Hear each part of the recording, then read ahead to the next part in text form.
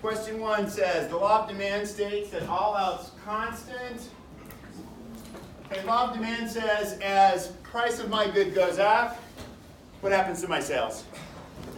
Goes down. They move in opposite directions.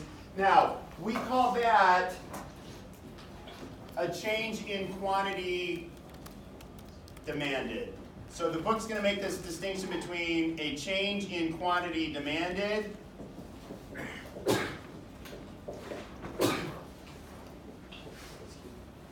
versus a shift in demand. Okay? So a change in quantity demanded,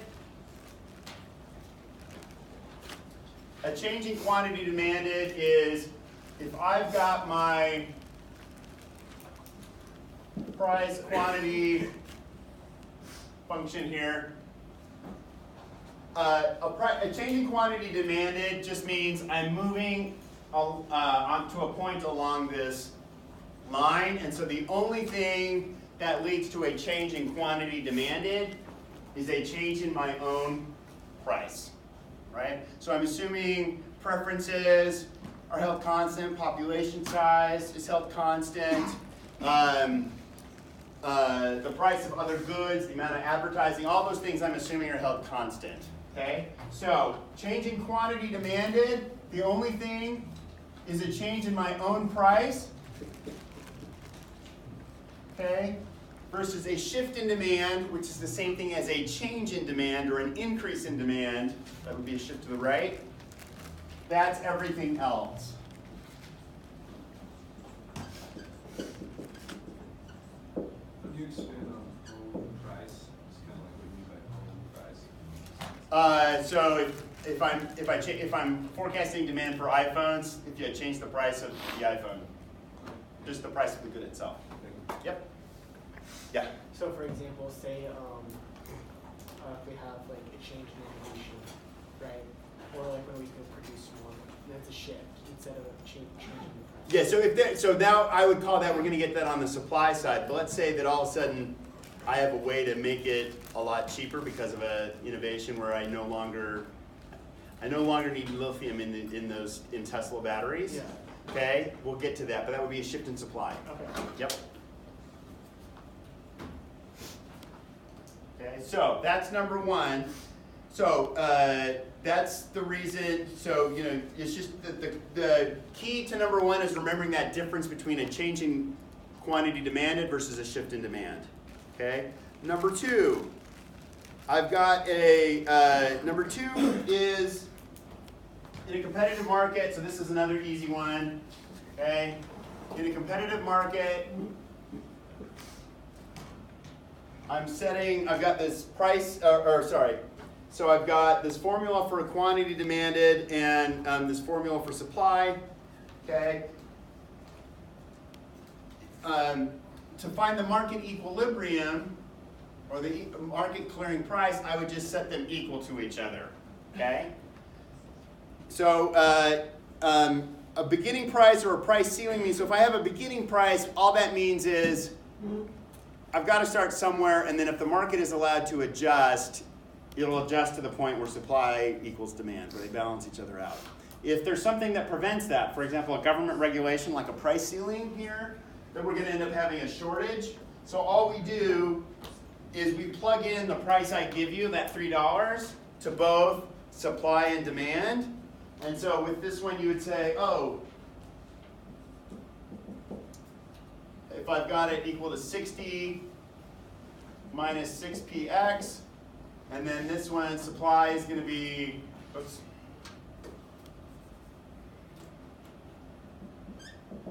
What is this, 4? Okay, at $3, so they've way underpriced it, so demand's going to be 42 units, that's what people are going to want, and 4 times 3 is 12.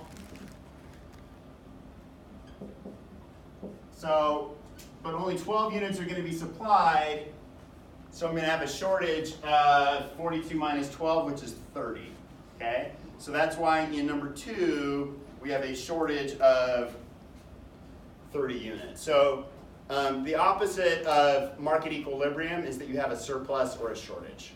Okay? Whereas equilibrium also sort of means balance. People talk about losing their equilibrium. And that just means that supply is going to balance. Supply and demand are going to balance each other out.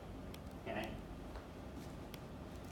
3, if A and B are complements, an increase in the price of good A would, what's it going to do?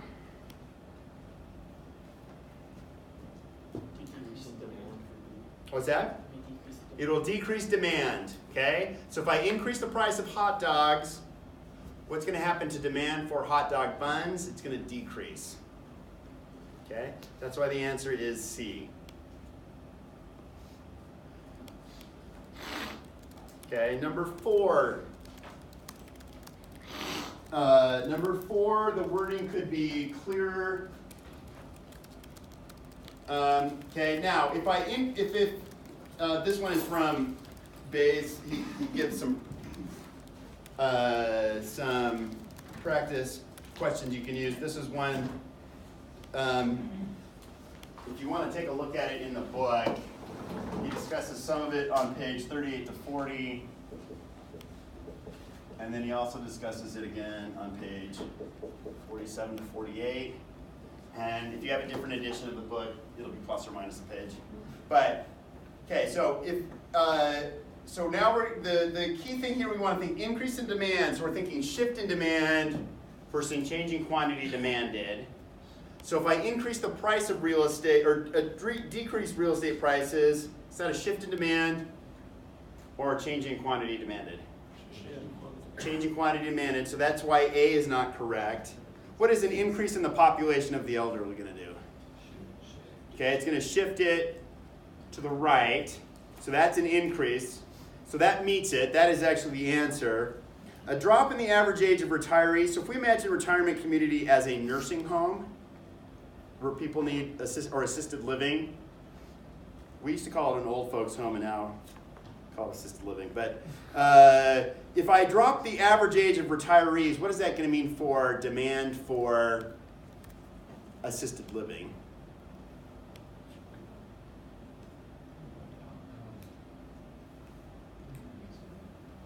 Well, no, a drop in the average age, so you can think of that as a reduction in the population of people who need assisted living services, right? It's sort of the opposite of B. So, it's a smaller population. So that's why it is a decrease in demand or a shift in demand left, okay? Mandatory government legislation, what the book is talking about there is, what if I require now that all these rooms have new special devices in them that cost a lot of money? Or what if I require that all the workers there be trained as nurses, right? So now what I've done is I've increased the price of one of the inputs, right? Either the input of building the building or the labor that you hire. And so that's going to lead to a shift in supply or demand. That's going to lead to a shift in supply, which is why that one is not correct. Okay? So the answer to number 4 is B as in boy. Why C is not correct? Wouldn't it, because it just says that the average age decreases, right? But So if we think of retirement community as nursing homes, right. okay? It doesn't change the amount of people that need to be in the nursing home. Well, sorry, the unstated assumption is that these are going to be the young, healthy tennis playing retirees as opposed to people who need wheelchairs and oxygen and walkers. So it's essentially shrinking. If I hold the number of old people constant, but I reduce the average age, so there's fewer people in the age category that actually need assisted living, I've shrunk that population. That's the idea. So there's like 4 assumptions baked into there that you may not get. So, yeah, I won't on this. Now, number 5. Number 5 is initially not intuitive.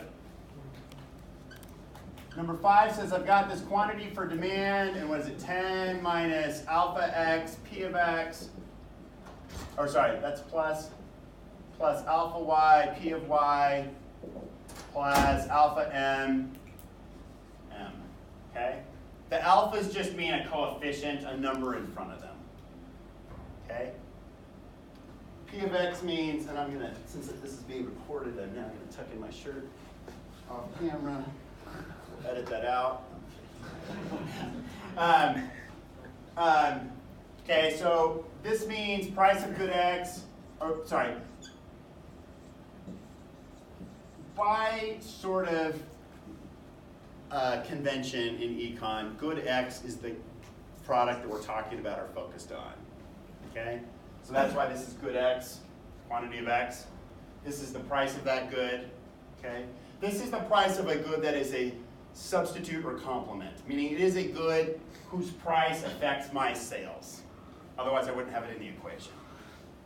Okay, so I've got, this is a substitute or a complement. M is the abbreviation we use for income, and I don't know why that's the abbreviation for income, but that's what we use. Sometimes. And then A is sometimes is used for advertising. I'm going to put one of those in there as well. Okay? What do we expect? Is this coefficient going to be positive or negative? If I have more income, am I going to buy more or less of a good? Okay, I'm going to buy more. This is going to be positive. For substitutes or complements, is this positive or negative? Okay, so it can be positive or negative. If it's positive, it's going to be a substitute, and negative, it's going to be a complement. I'll show you how to remember that in a minute. What about own price? Why is it negative? Okay, law of demand says as I increase the price of my good, people buy less of it. So these always move in a negative direction. So this coefficient is going to be negative, which is another way to say that the coefficient is always going to be less than 0, which is why the answer in 5 is A, less than 0.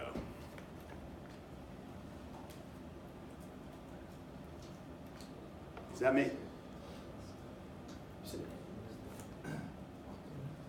Yeah, alpha x, the coefficient on own price is always going to be less than 0. And if you scroll down or turn to question number 6, you will find that lo and behold, it is the exact same equation, but with numbers in front of it. What a coincidence, huh? So number 6, you've got 10 minus 2px plus 1 in front of a good y plus m. So this guy is negative, right? And so in number 6, if I say, in the example, now we're still in the easy phase of the problem, so don't think like all problems on the test are going to be as easy as like this one, but I say, well, price of good X is, what do I say, $1, $10, and this is 100. Then I've got quantities to be, and if you add that up, you get that demand is 118, which means its answer is what? E, none of the above.